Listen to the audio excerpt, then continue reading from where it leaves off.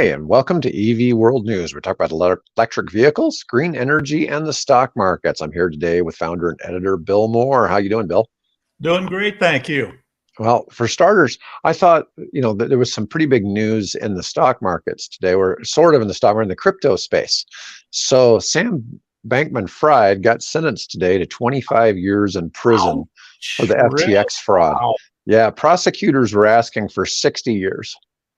So the most I know of somebody ever getting sentenced to was 150 years, and that was the guy that did the Ponzi scheme. Um, I can't think of who that was, but he died in jail when he was 82. Yeah. But that was the longest I'd ever heard of for a financial crime. Yeah. Let's see. Oh, and his I lawyers know, were I know asking for six and a he half years. yeah, Bankman-Fried was arguing, well, you should cut it down to only 5 years because all those people are gonna get their money back, he's arguing. Because Apparently that didn't go well with the sentencing judge. Bernie Madoff was the one who Yeah, got yeah, Bernie 150 Madoff, years. Yeah. What's interesting, the Theranos founder, Elizabeth Holmes, she only got 11 years. But yeah. her crime really, while it was serious, it wasn't as big of a deal because there was something like $8 billion lost over this. And I don't really know, though, if it's 8 billion lost or yeah, exactly how all of that played out. Because Yeah, the way the crypto, and that may have been at the time that it was uncovered, because at the moment with the way crypto is recovered, that right. number probably cut in half. But Yeah. who knows where that ends up? I just thought that was kind Yeah, of interesting and I asked report that today. I asked my daughter about that particular case. I said, "Well, man, this is fantastic because of what my daughter does. A company that she works for does blood analysis, and involves photocytometry and other things.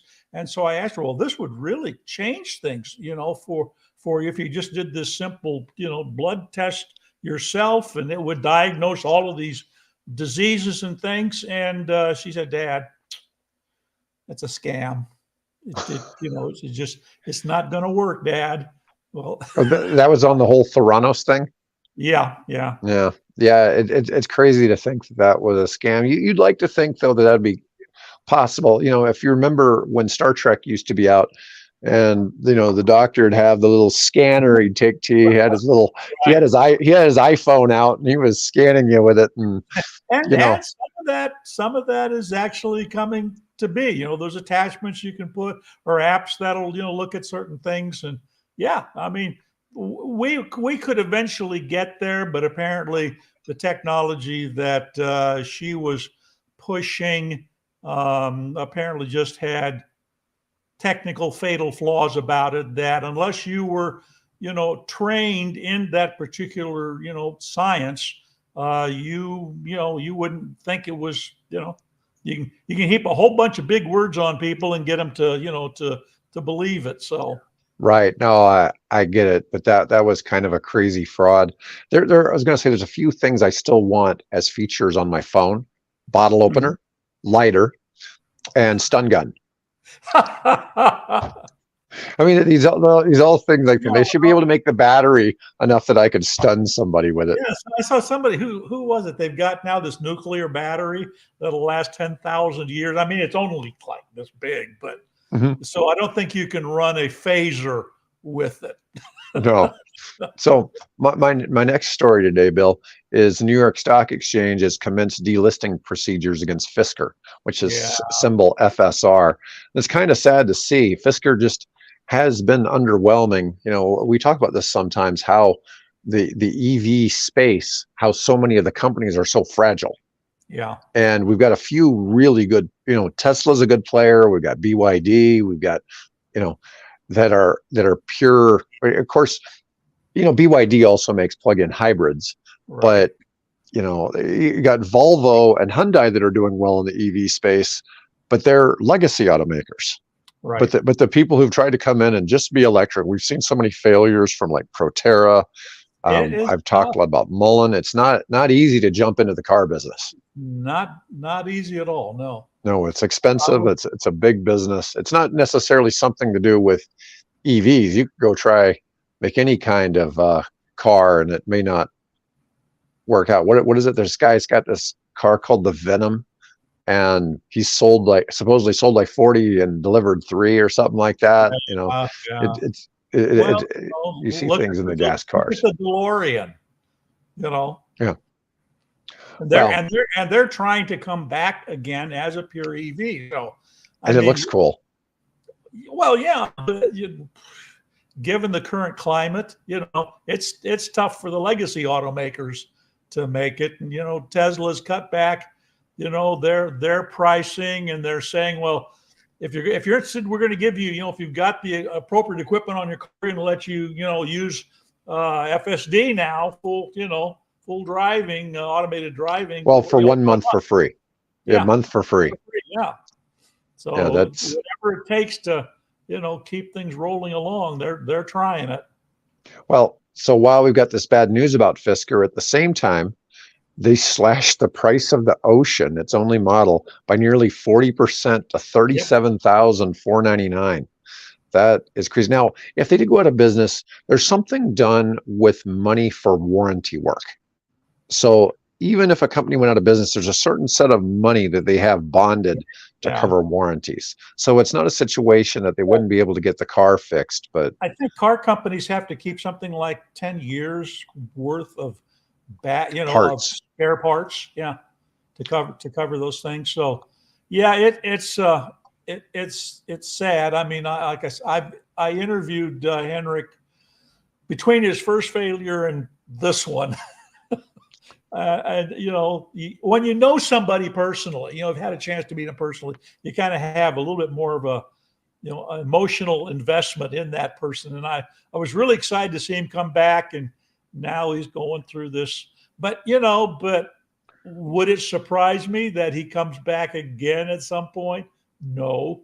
Now it might not be super sexy looking cars. Maybe he'll figure out something else that he can use his talents and be a success at. So Yeah, well, yeah, it's just a matter of whether there's enough money available to make something thrive. A lot of these businesses just need to get a foothold in the industry, yeah, and Fisker always looked promising. yeah. And like we were saying, that one really bad car review really sunk Fisker. Yeah, Oh, he's a damn good designer. So we'll all we'll right. we'll see how it comes out. Maybe this will move. I mean, he was apparently having conversations with a large OEM, and of course, I have no idea. I don't think anybody knows who that was, except obviously within the central management core there at Fisker. But apparently, from what we're hearing, is that fell through. So I Well, don't know. that's too bad. They have good designs. And a lot of that probably had to do with that bad review they got. Yeah. Well, I don't. I think they were having issues before that review came along. So let's talk about our next topic. We're going to talk about progress with the Tesla Optimus robot. And this is always fascinating to see. So Elon Musk is saying that it should cost half of a car, but he's not real specific what car. Are we talking a Lamborghini, or are we talking about a Nissan Versa? Which one is it going to cost half the price of a Model 3 or a Model X? Yeah. I'm going to ask anybody that's listening here if you've ever seen the movie Real Steel, which is basically set in a future where we've got humanoid robots that box each other. And so I'm wondering, how long do you think it'll be before an Optimus faces off against a figure? Oh, that would be interesting. The competing humanoid robot. How long will because we already have robot, the little ground-based robot combat thing going on. That's been going on for quite a few years now. How long before we see Optimus and figure going at it? Anybody guess? Share it with the comments down below. Yeah, well, that's kind of interesting. I could see one of these trying to fight a bear. No. Yeah.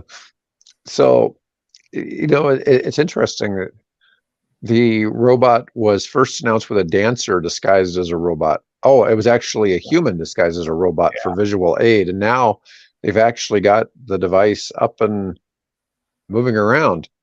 Previous update, Musk claimed that the Optimus stuff is extremely underrated. Demand could be as high as 10 to 20 billion units. Yeah. That would do a lot for Tesla's value. Yeah. I watched a video here this week on robots, because they, over in Singapore and some of those Asian countries, they'll have these conferences and conventions where people bring their robots in. And I'd say 3/4 of those robots were focused on pleasure robots. Right. To keep within the bounds here. We'll keep it under control, Bill, here. This is a family channel. It's a family channel. The sales point that kept being repeated in the script over and over and over again were these would be medical helpers, right? So if you got a shortage of nurses and things, because we've had a lot of nurses and actually medical professionals get out of the business because of COVID. Right. One of the nurses I had here a month or so ago, was telling me that she retired from working at the hospital to work at this little clinic just to get out of the, to get some moment of less stress, basically, than what they were going through with COVID. So, these humanoid robots could, that's the niche that they're selling at the moment. Not just pleasure, but also for human health, as right. health. No, I get it. Well, there's obviously all kinds of applications for everything like manufacturing, but just being able to do repetitive tasks. And Musk is basically saying that he thinks that they may be able to get production costs down to like $20,000-$25,000 kind of range. And that's really hard to imagine. I saw my first service robot. My last time in Seattle, my daughter took us over to a restaurant, and there was this little service robot running around delivering you your water. Oh, wow. It would come around and then they'd pull up, and it had a sort of, computer animated face on the screen, kind of a cute little thing. And you would take your water off, and then it would go back and help get other people's orders for them. So yeah, those are already out there. Yeah, it's nuts just to see what technology is bringing. So the next article I want to talk about, and this is applicable, we're going to talk about Volvo a little bit, and this is in their car division, not their truck division, but Volvo kills the diesel engine forever. This XC90 is the last XC90 diesel to be produced. Here we go. They're putting it into the Volvo World Museum in Sweden, to show the relic of the old days of diesel cars. Yeah. So I thought this was kind of interesting. They said they were going to do this. They're not even really sure how many diesels they've made, because for some reason they didn't keep track initially. And I thought that was an interesting statistic, that they wouldn't keep track of how many. How long ago when did they start doing that? I'm guessing probably pre World War II, because they've been around a long time. Well, right. Let's see. They have some, this article did not have statistics on when they were doing this. The last cars that I've ever really looked at that were diesel much were Volkswagens. And Volkswagens, because some of the things, like I think it was the Jetta was getting like 45 miles per gallon on diesel. And in testing. Right, in testing. Yeah. We Mike and I covered an article yesterday that was talking about how it's dishonest, the ranges that people give. And it's like, have you not ever driven a gas car? It's like, good luck getting the gas mileage a gas car is supposed to get. It's just really hard. I mean, the highway miles are based on driving 55 miles per hour. Where do you ever do that? No one does 55 miles an hour. Yeah, there's just Boost no that up roads like that. 30 and you might get a closer estimate. Yeah, when we were in the gas crisis back in the 70s, they set the speed limits down to 55 because that was where cars actually optimized gas Yeah, mileage that's when they get, and you know why? because they don't You hit know the why speed of it light. is? No, I don't know. Because the what is it? Can't even come up with it. The algorithmic scale is the faster you go, the more air you're pushing and the harder it is. So it takes more energy to push that air. So 55 was a good speed to get you somewhere and not requiring you to give your car more, more to force more gasoline through the engine. And so because the faster you go, the more air you're pushing, and the more air you're pushing, the more gas you have to give. So Okay, that's what I'm as a layman. Now I'm sure if right. there's somebody out there that's an engineer and said, "Oh, Bill, you're full of you know what." Uh, I probably am, but from what I've read and heard, that's part of the reason why they made it 55. So, and the Volvo cars are owned by Geely, which is a Chinese company. So Mm-hmm. there's the primary owner. But Yeah. start keeping track Up. of diesel. I Well, was let's gone see. for a second. We lost David. He's going to come back here in just a minute.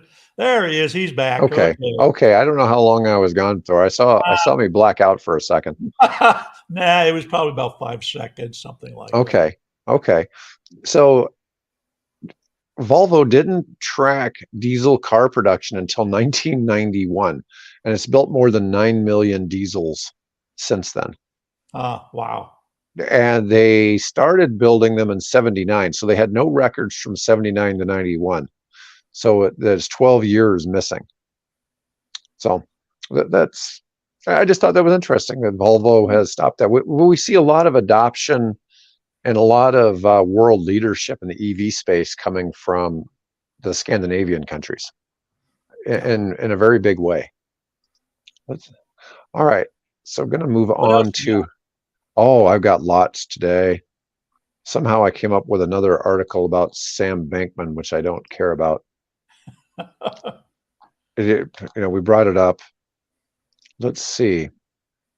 Nissan is investing in Renault's Ampere in pursuit of a global EV roadmap. Mhm. Now, I don't know if Nissan owns part of Renault or there's just some kind of partnership they're doing. I'm trying to think what were the companies. I think Renault and Nissan were part of that global partnership. This is before Stellantis days. And this is interesting. Back This is a during Goshen, no, Gone, whatever his name was. Anyway, the gentleman that smuggled himself out of Japan just ahead of law enforcement, and oh God. I think he's living in Carlos Ghosn, living in Lebanon right now. Which, boy, I don't know why I'd want to live in Lebanon, but yeah. So this was in the Carlos Ghosn era, and I think that there was a global partnership between them. You know, Beirut used to be considered to be the Paris of the Middle East up until that whole Lebanese civil war thing. And then Yep. everybody sort of moved over to Dubai. Yeah. And Beirut has interesting real estate because it started making a comeback again, and it'll go through big, expansions of development, and then it'll have something They could weird just happen again. Yeah, if they could just do something about Hezbollah and Syria and the stupid crap they have been involved in. So, Oh yeah. Well, we could get into how they were probably all better when the British controlled everything. well, that would raise a lot of hackles. Yeah, it would. It would. And I don't want to go there. Thank Yeah, you. we'll skip that on the EV channel today. Yeah, but it's interesting to see all the different things that go into those places. I just thought it was fascinating that Nissan is investing in Renault. It doesn't get into a lot of specifics, and this was really coming to me from an Indian news source that was part of Reuters. Mm. So, we'll move on from that. But Well, the gentleman that I think it was Renault who was saying at the Geneva Auto Show that there needed to be a sort of an alliance in Europe, like the Marshall Plan, yes, um, to join forces to number one, basically help speed up development of EVs and cut costs so that they can be competitive with the Chinese, who are now being projected to have 25% of the European market here within the next year or two. So, uh, so my next topic is from the MIT Technology Review. And this mhm. one is one that you and I have discussed a little bit before. What's the big problem with plug-in hybrids? They're drivers. Yeah, I saw that. And I saw that the day after we had that conversation. I thought, Oh, okay, I okay. got to post that. Yeah, it's Vindication from MIT. Thank you, guys. yeah. So according to the new real-world driving data from the European Commission, plug-in hybrids produce roughly 3.5 times the emissions official estimates suggest. Yep, And the reason for this is because people don't charge the damn things. right. Exactly what I said. Yeah, these plug-in vehicles typically have a range of 30 to 50 miles on all electric, and people, they only need to plug it into just basic 110 at home. Yep. It's not like they've got to take it to a supercharger or anything special like that.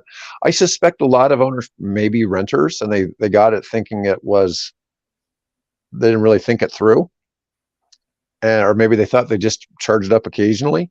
Yeah. But you do need to charge it up, and the gas is supposed to be there for a backup, not to be the primary, not to be the primary driver. And the U.S. average mile. There's another article that I put up here a day or so ago. The U.S. average mileage on a daily basis for American commuters is 40 miles, and with the exception of the early Priuses, Hmm. that are and the early Volt and things like that, that could almost cover. Particularly if you could take and charge up at work. On 110 again, you'd never have to use that gasoline engine. We got somebody saying they're holding Yeah, I 287,000 saw shares that, of Chris. Fisker. Oh, God, I hope they can keep it going. Got another comment. Your hoodie's looking really good today. Oh, thank you, Yogi. Yes. So, anyways, yeah. So, real world driving data suggests that vehicle owners actually use the electric mode for 45 to 49% of their drivers.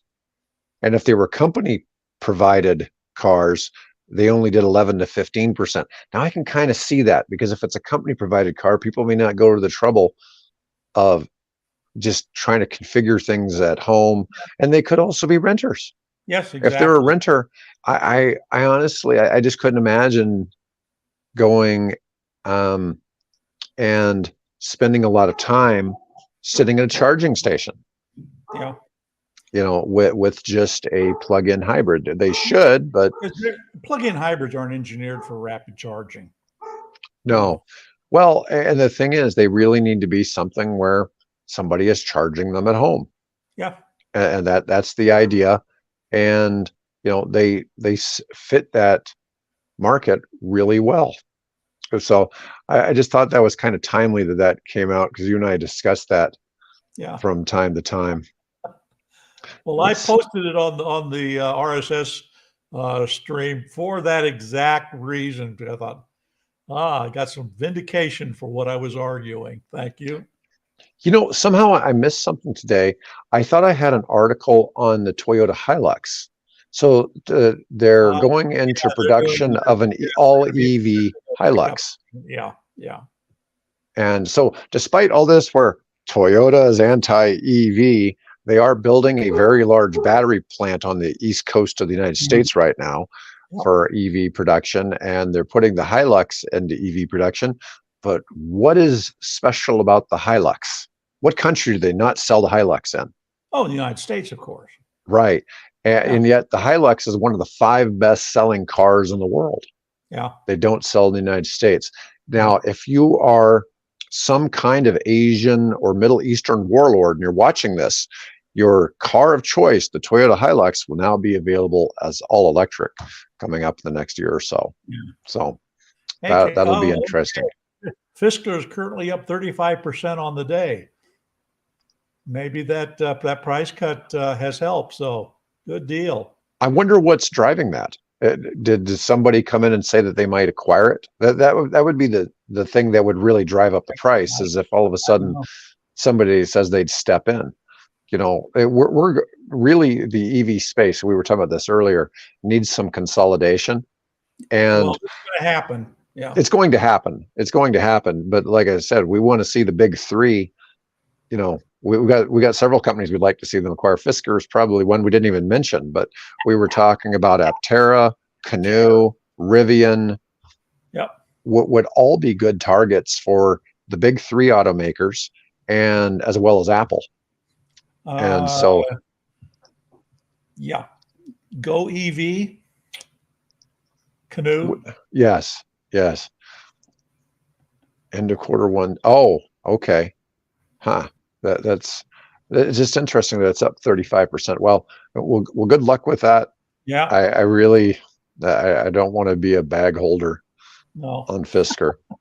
Well, I finally got around to spending a little money. Okay, a little over $400 on, and bought 3 stocks. One of which is Rivian, another which is Canoo, and another which is Scylla Icon. I think it is. It's a battery development company. So, Oh, nice. just to be completely transparent here, I'm pulling for some of these companies to make it. So, No, I get it.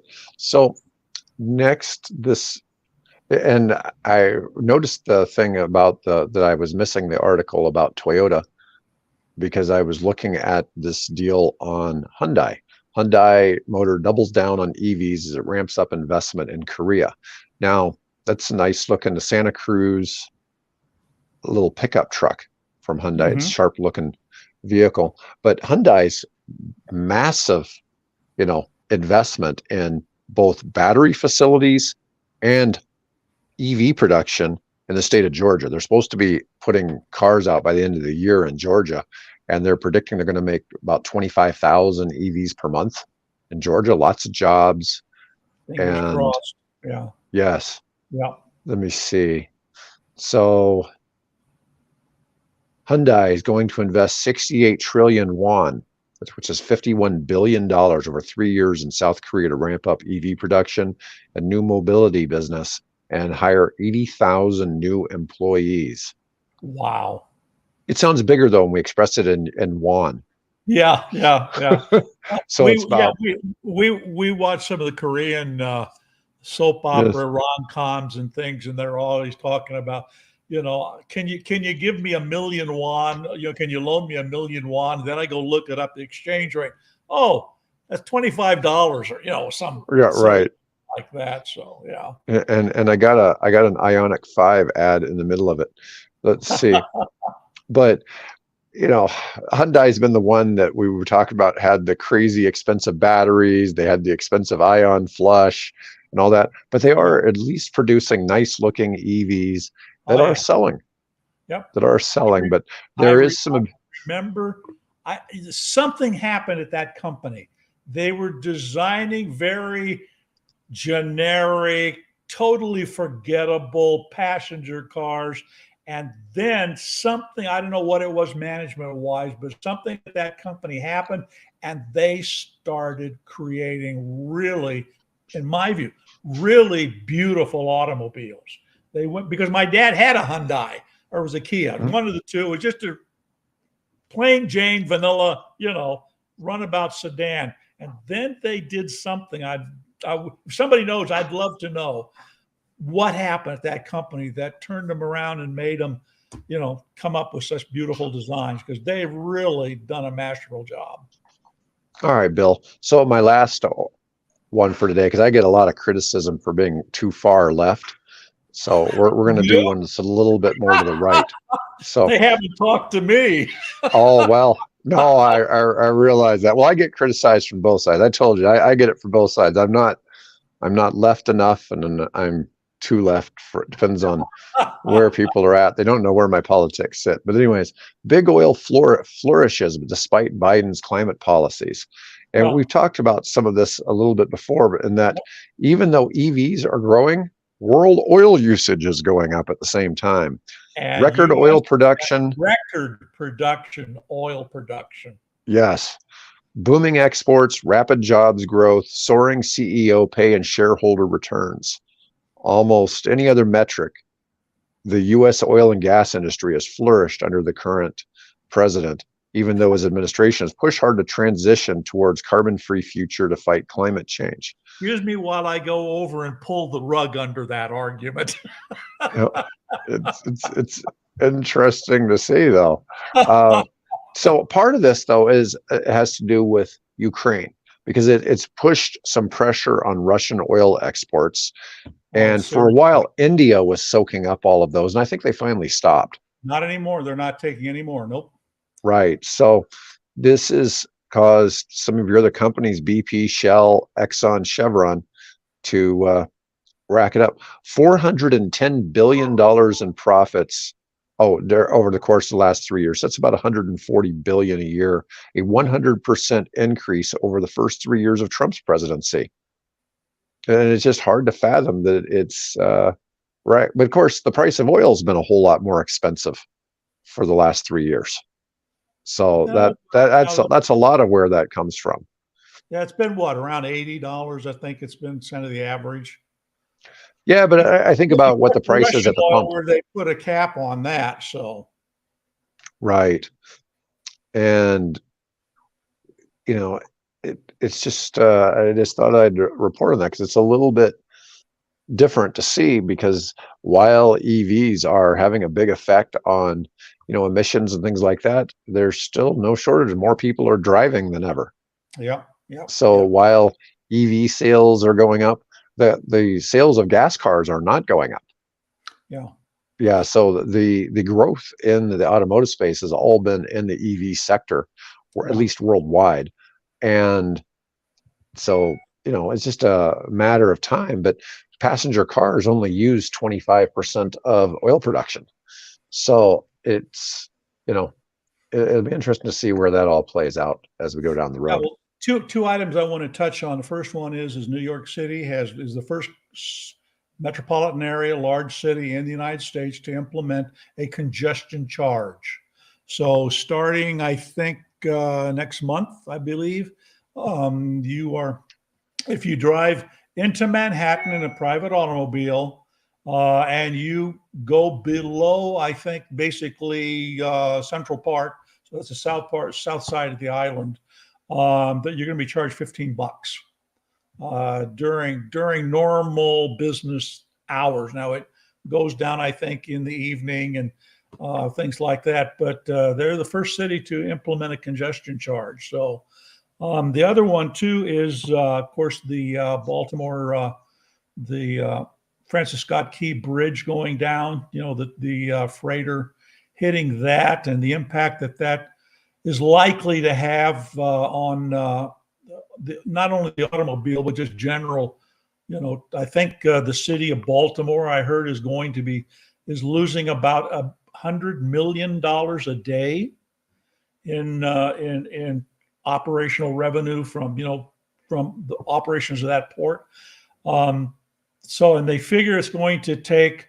I was just listening to a guy that's a salvage expert this morning on that, and he figured that once they get all the equipment in, they're still trying to figure out, well, how do we extricate the bridge off the top of the ship, and how do we stabilize the containers that are already toppled, and how do we move that out of the way, and then what do we do with all that scrap and so on.